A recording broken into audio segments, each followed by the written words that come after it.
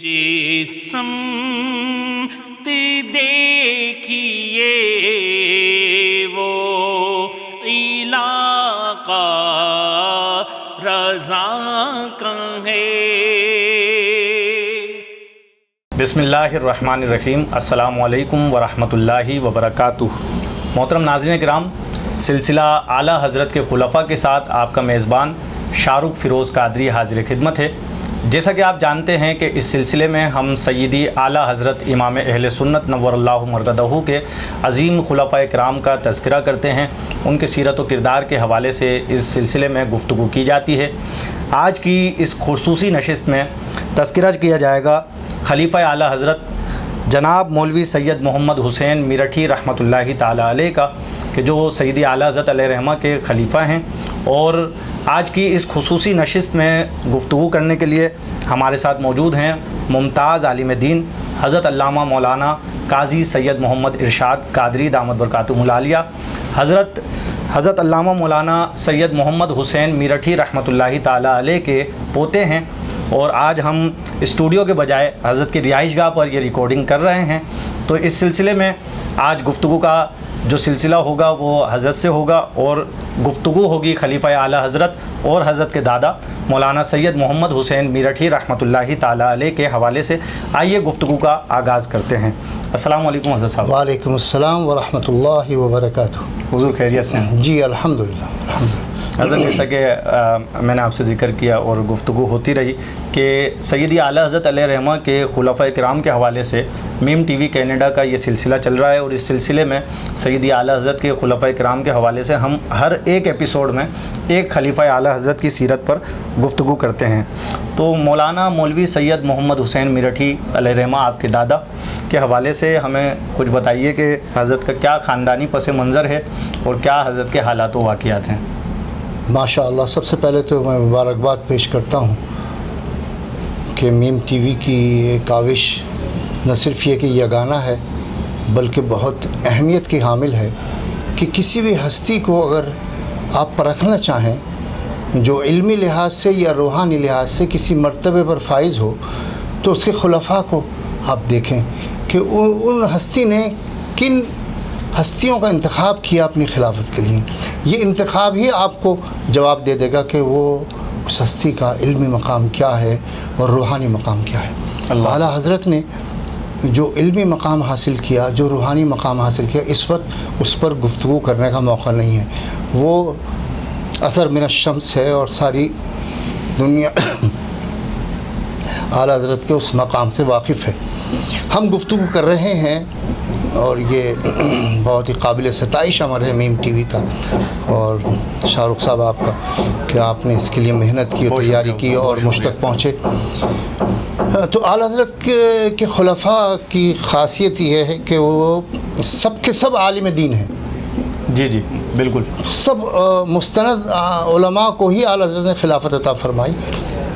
न सिर्फ मुस्तनद उलमा बल्कि जो मैदान कार के शाहसवार थे। मैदान कार से मेरी मुराद ये है कि अहले सुन्नत के अक़ीदे की तरवीज के सरकर्दा अफराद को आला हज़रत ने खिलाफत अता फरमाई। जी जी बिल्कुल। उसमें उलमा भी हैं, मुबल्लिगीन भी हैं। जैसे मौलाना अब्दुल अली मेठी साहब इंटरनेशनल लेवल पे वो मुबल्लिग थे। बिल्कुल। तो आज जो है ये उन्हीं के हम असर हैं मेरे दादा मौलवी सैयद मोहम्मद हुसैन बरेलवी मेठी सुम्मा अजमेरी।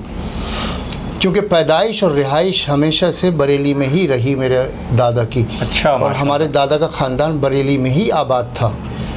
और मेरे दादा के वालिद बड़े अक़ीदतमंद थे और मेरे दादा की वालदा भी आला हज़रत से मुरीद थी और बरेली में पैदाइश हुई। वहीं तालीम आला हज़रत के तवस्सुल से और उनके ज़रिए से इब्तिदाई तालीम के सारे मराइल मेरे दादा ने बरेली में ही तय किए। 21 बरस उम्र में छोटे थे आला हज़रत से, लेकिन मेरे दादा ने ख़ुद मुझे बताया कि 21 बरस या 20 बरस के करीब वो सोबत में रहे आला हज़रत की। तो इतना फ़र्क था उम्र में जैसे बाप और बेटे का होता है। लेकिन इसके बावजूद तमाम ज़िंदगी आला हज़रत ने मेरे दादा का नाम नहीं लिया। हमेशा ये फरमाया सैयद साहब, सैयद साहब, कभी नाम नहीं लिया, इस तरह सिखाया कि सादात किराम का अदब क्या होता है। मेरठ की जो निस्बत है वो भी आला हज़रत की वजह से है, हालांकि बरेली के रहने वाले थे। मेरठ आला हज़रत के कहने पर उन्होंने हिजरत की कि मौलाना अब्दुल अलीम मेठी तन्हा हैं, वहाँ देवबंदियत बहुत फैल रही है, वहाबियत फैल रही है, बदअक़ीदा लोग काफ़ी फैल रहे हैं, तो वहाँ मकामी एक फ़र्द ऐसा मजबूत चाहिए जो वहाँ मुकाबला कर सके। तो आला हज़रत के कहने पर वो मेरठ शिफ्ट हुए। फिर तकरीबन 40 साल मेरठ में ही रहे। जी। और मेरठ से ही हिजरत की। माशाल्लाह माशाल्लाह। जैसा कि कुतुब सीरत में भी हज़रत के वाक़यात से मुताल्लिक़ ये बात मिलती है कि सैयद साहब की विलादत जो है वो बरेली शरीफ में हुई, और फिर जब मेरठ तशरीफ़ ले गए तो जामा मस्जिद खैरुल मसाजिद के हवाले से जो है वाक़यात मिलते हैं कि वहाँ से आप मुंसलिक रहे और उसी मस्जिद को आबाद किया।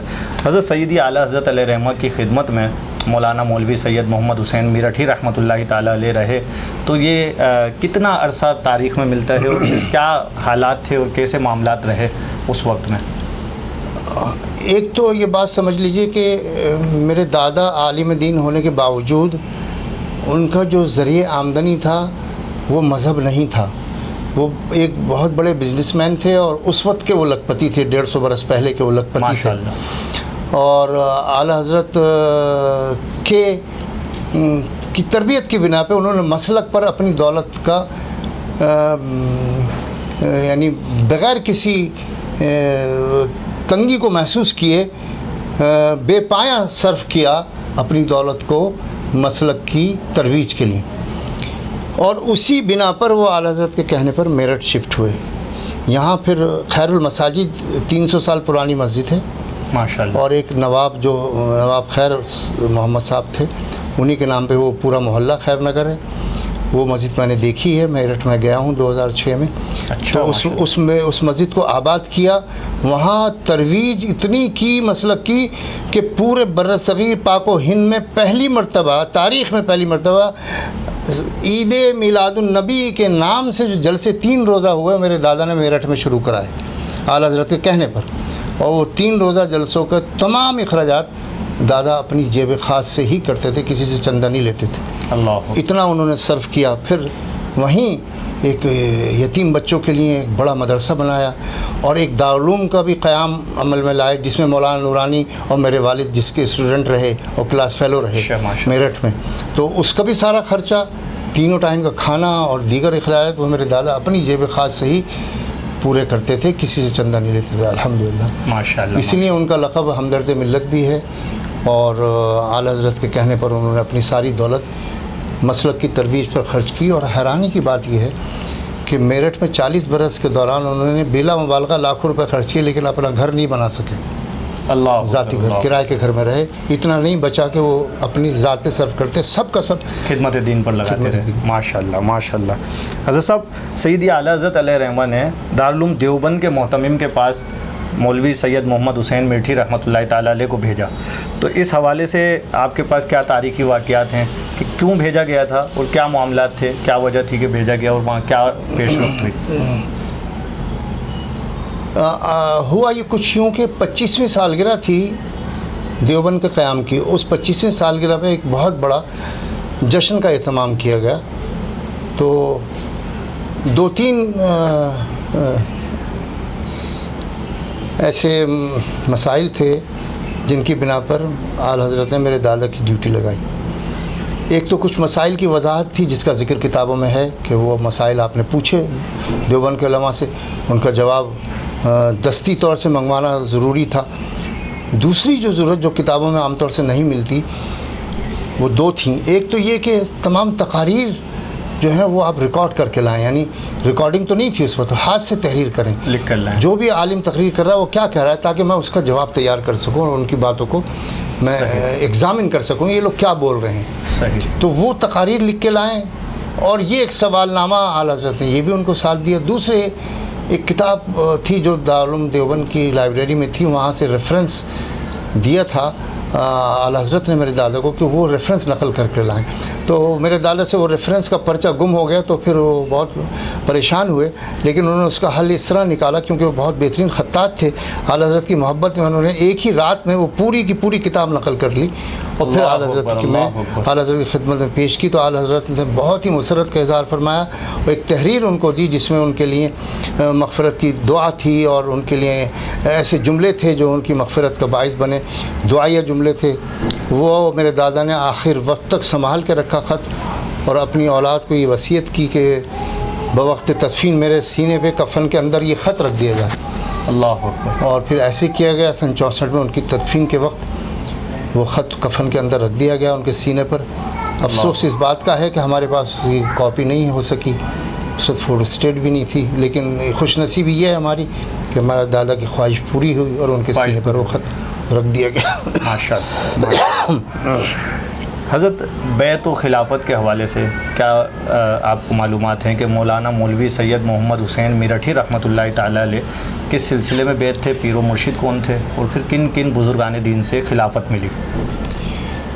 हैरानी की बात यह है कि आला हज़रत से पहले उनको खिलाफत फ़करी और निज़ामी चिश्ती सिलसिले से मिल चुकी थी और बैत जो हुए थे वो फ़करी सिलसिले में, फ़करी निज़ामी सिलसिले में हुए थे।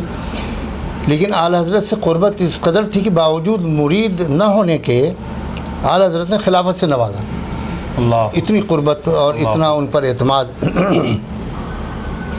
और ये बहुत कम हुआ करता है कि एक ऐसे बुज़ुर्ग से आपको खिलाफत अता हो जिससे आप बराह रास्त अव्वलीन तौर से मुरीद ना हो।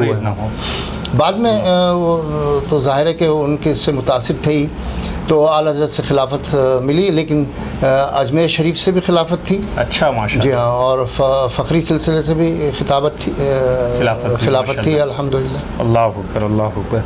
नाज़रीन मोहतरम, यहाँ जब खिलाफत की बात चल पड़ी है तो मैं ये बात आप हज़रात को बताता चलूँ कि सैयदी आला हज़रत अलैहिर्रहमा ने अपनी हयात में जब इस बात को नोट किया कि बाज़ लोग आला हज़रत अलैहिर्रहमा के हवाले से अपने नाम को सैयदी आला हज़रत के नाम के साथ जोड़कर आला हज़रत का ख़ुद को खलीफा ज़ाहिर कर रहे हैं, तो ऐसी सूरत में सैयदी आला हज़रत अलैहिर्रहमा ने 50 खुलफ़ाए किराम की अपने एक फ़हरिस्त मुरतब फरमाई कि ये वो 50 मुसद्दिक़ा अफराद हैं कि जिनको सैयदी आला हज़रत के खिलाफत हासिल है।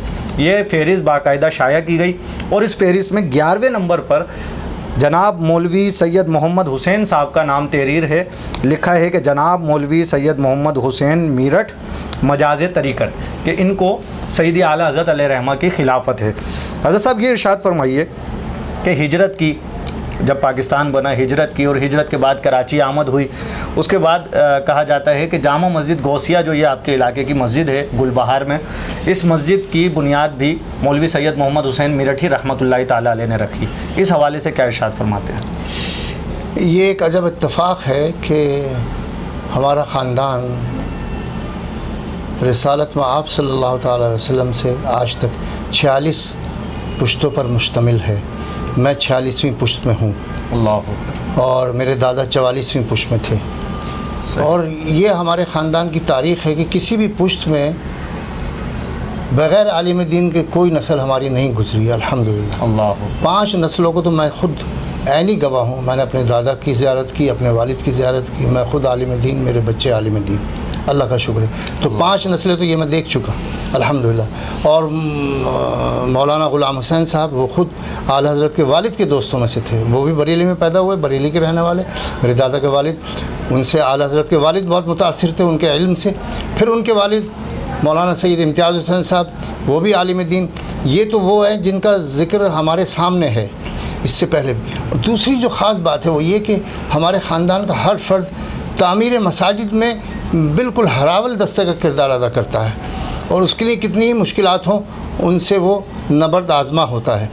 मेरे दादा ने मेरठ में भी मसाजिद का क़याम अमल में लाए और फिर पहली जो हिजरत की वो सखर शहर में हिजरत की, वहाँ 6 महीने क़याम किया। उन 6 महीनों में भी 2 मसाजिद वहाँ उन्होंने उन 6 महीने के अंदर इस कस्मा पुरसी में मुसाफिरी की हालत में उसका क़याम अमल में लाए।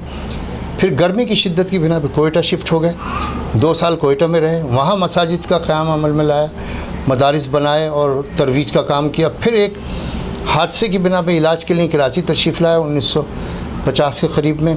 फिर यहाँ से वापसी मुमकिन ना हो सकी। फिर यहीं गुलबहार का इलाका जो बिल्कुल वीराना और जंगल था, यहाँ कुछ क्वार्टर फ़ौजियों के लिए बने हुए थे जिनको 400 क्वार्टर के नाम से याद किया जाता है। कच्चे मकानात थे वीराने में बिल्कुल, तो वो मुहाजिरीन के लिए पीर इलाही बख्श साहब ने वक्फ़ कर दिए। उसी में से एक क्वार्टर में जो जिसकी छत कच्ची थी और बाकी पूरा मकान कच्चा था, उसी में उन्होंने क़याम फरमाया। और फिर पहली फ़ुर्सत में जो खाली जगह थी वहाँ कुछ पैसे इकट्ठे करके बांस और चटाई से उस मस्जिद की बुनियाद रखी, बिराई नहीं, बांस और चटाई के साथ। उसकी छत भी चटाई की थी और फिर उसकी इमामत खिताबत भी मेरे वालिद मोहतरम 8 साल तक बग़ैर किसी मुआवजे के करते रहे अल्हम्दुलिल्लाह। अब पिछले 30 साल से मैं उसकी निगरानी का शर्फ हासिल किए हुए हूँ, उसकी देखभाल कर रहा हूँ अल्हम्दुलिल्लाह। अब तो बहुत आलीशान तामीर हो चुकी है, ये एक निशानी है उनकी। और ये उनकी काविशें हैं कि इंतहाई गुर्बत और कस्मा पुरसी का आलम था हिजरत के बाद, उसके बावजूद उनकी तवज्जो मस्जिद की तामीर की तरफ रही। और आज अल्लाह ने ऐसा इनाम दिया कि उस मस्जिद में 300 बच्चे कुरान पाक की तालीम भी हासिल कर रहे हैं और सैकड़ों लोग नमाज पढ़ रहे हैं और बहुत शानदार एक इमारत है। और उस इलाक़े में अहले सुन्नत की सबसे मरकज़ी दरसगाह भी है और जामा मस्जिद भी है। अल्लाह अकबर, अल्लाह अकबर। तो मोहतरम नाज़रीन, प्रोग्राम के इख्तिताम की तरफ बढ़ेंगे और आखिरी सवालात की जानिब हम जाएंगे। हज़रत साहब ये इरशाद फरमाइए कि मौलाना मौलवी सैयद मोहम्मद हुसैन मीरठी रहमतुल्लाहि ताला अलैह की तारीख़ वफ़ात से मुताल्लिक़ इरशाद फरमाइए, सालाना फातिहा के हवाले से। और फिर कराची में जो हज़रत के आखिरी वाक़यात हैं, अगर उनमें से कोई वाक़या आप इरशाद फरमाते हैं, और फिर साथ में मदफन के हवाले से भी इरशाद फरमाइए कि कहाँ मज़ार शरीफ है। ये अल्लाह का बड़ा एहसान है कि मुझे 9 साल उनकी सोहबत में और उनकी गोद में उनके साया आतिफत में गुजारने का शर्फ हासिल हुआ। माशाअल्लाह। ये उम्र ऐसी नहीं होती कि बहुत ज़्यादा सवाल जवाब किए जाएं, लेकिन इतनी ज़रूर है कि मुझे बातें उनकी जो बराह रास्त मेरे मुशाहिदे की हैं वो मुझे याद हैं, और जो मेरे वालिद ने मुझे बताई और दादा के ज़रिए मुझे पता चली वो भी मुझे याद हैं। उनके इंतकाल का आखिरी वक्त भी मुझे अच्छी तरह याद है। वो पूरे होश व हवास में थे, बावजूद इसके कि 93 से ज़्यादा उनकी एज हो चुकी थी। अल्लाह। और उन्होंने आखिरी वक्त बिल्कुल उनको एहसास था कि अब वक्त बहुत करीब है, तो मुझसे तकाज़ा किया कि मैं अपने वालिद को बुलाऊं, क्योंकि वालिद उस वक्त घर में मौजूद नहीं थे। सुबह 11 बजे का वक्त था और मेरे वालिद गिरामी 12 बजे तक पहुँचते थे, 12 साढ़े 12 बजे तक मदरसे में और ट्यूशन्स की तालीम, कुरान की तालीम से फ़ारिग़ होकर जो दिया करते थे। तो मैं फ़ौरन उस मकाम पर पहुंचा और उनको इत्तला दी कि दादा आपको याद कर रहे हैं। जैसे ही मेरे वालिद गिरामी तशरीफ़ लाए, वो चूँकि मेरे दादा से बहुत करीब थे और बहुत मोहब्बत फरमाते थे, क्योंकि मेरे दादा की औलाद में एक ही आलिम दीन है, वो मेरे वालिद गिरामी थे, तो दादा बहुत मोहब्बत फरमाते थे। जैसे ही उनकी नज़र उनसे चार हुई और चंद मिनट के अंदर उन्होंने जो नज़रों में गुफ्तगू की या उनसे कोई बातचीत हुई, मुझे ये याद है कि चंद मिनट बाद ही उनका विसाल फिर। अल्लाह। तो इसका मतलब ये है कि उनको पूरा इल्म था कि मेरे पास कितना वक्त है और कब मेरी रवानगी है। जब भी उन्होंने वालिद को तलब फरमाया और फिर फ़ौरन ही विसाल हो गया। ये 26 दिसंबर 1964 की बात है और ये अल्लाह का करम है कि पापोश नगर कब्रिस्तान में तदफीन हुई। अब वो वहीं वालिद गिरामी की भी तदफीन हुई, वालदा मोहतरमा की तदफीन हुई और दीगर हमारे मेरी दादी मोहतरमा की तदफीन हुई, सब एक ही जगह है अल्हम्दुलिल्लाह। और वो उनका मज़ार पापोश नगर नाज़माबाद कब्रिस्तान में अल्हम्दुलिल्लाह मौजूद है। हम लोग उनके उर्स का कोई बड़ा प्रोग्राम तो नहीं कर पाए, लेकिन फ़ातिहा तो घर के जितने अफराद हैं ख़ानदान के, वो हर साल उनकी मुनक़िद करते हैं अल्हम्दुलिल्लाह। माशाअल्लाह, माशाअल्लाह। तो नाज़रीन मोहतरम, आज गुफ्तगू हुई खलीफा आला हज़रत मौलाना मौलवी सैयद मोहम्मद हुसैन मीरठी रहमतुल्लाहि ताला अलैह की सीरत मुबारक पर, और ये हमारे प्रोग्राम की आज इनफरादी नशिस्त हुई कि जिस खलीफा आला हज़रत के हवाले से आज हम गुफ्तगू कर रहे हैं, उनके पोते हमारे साथ बनफ़्स नफीस मौजूद रहे और उनकी रिहाइशगाह पर ही ये रिकॉर्डिंग की गई। इंशाअल्लाह आला हज़रत के खुलफ़ा की इस सीरीज़ के अगले एपिसोड के साथ फिर हाज़िर होंगे। अपने मेज़बान मोहम्मद शाहरुख फ़िरोज़ कादरी को दीजिए इजाज़त। अस्सलामु अलैकुम वरहमतुल्लाहि वबरकातुहू। जिस्म देखिए